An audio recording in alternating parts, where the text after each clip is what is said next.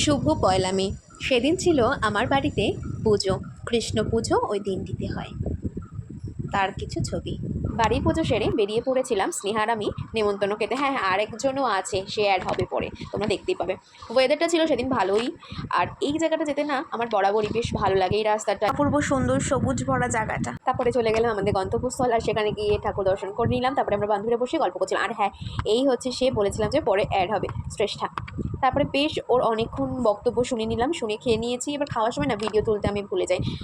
শুধু আজকে ওদের বাড়িতে নেমন্তন্নর জন্যই বেরোয়নি, ছিল আজকে অনেক কিছু, অনেক জায়গা গেছি, অনেক জায়গা খেয়েছি, ঘুরেছি, ফিরেছি, আনন্দ করেছি। তারপর অনেকের সাথে দেখা করেছি, আস্তে আস্তে সব জানতে পারবে। কিন্তু এই জায়গাটা না, আমি একটা বাচ্চাদের সুন্দর ড্রেস দেখে না, মানে মেয়েদের ড্রেসগুলো বাচ্চাদের এত সুন্দর হয়, আমি দেখে জাস্ট অবাক। আর এই ড্রেসটা তো কোনো কথা বলে, জানি তোমরা ভিডিওতে ভালো বুঝতে পারছো না, মানে এর ঘের এর সব কিছু এত সুন্দর ছিল, কি বলবো তোমাদের।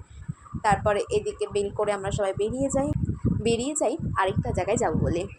হাঁটতে হাঁটতে স্নেহা সেদিন সাইকেল নিয়েছিল, যে কী কষ্ট হচ্ছিলো সাইকেলটা ঠেলে যেতে যেতে।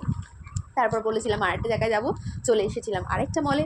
আর সেখানে অসাধারণ সুন্দর কালেকশান ছিল, নিয়েছিলাম বেশ কিছু জামা। হ্যাঁ, একটা বোতলও কিনেছিলাম, কারণ বোতলের আমার খুব দরকার।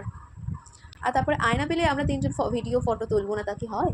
তা হয় না, কখনোই হয় না। খুব তাড়াতাড়ি আসবে এই দিনের সেকেন্ড পার্ট।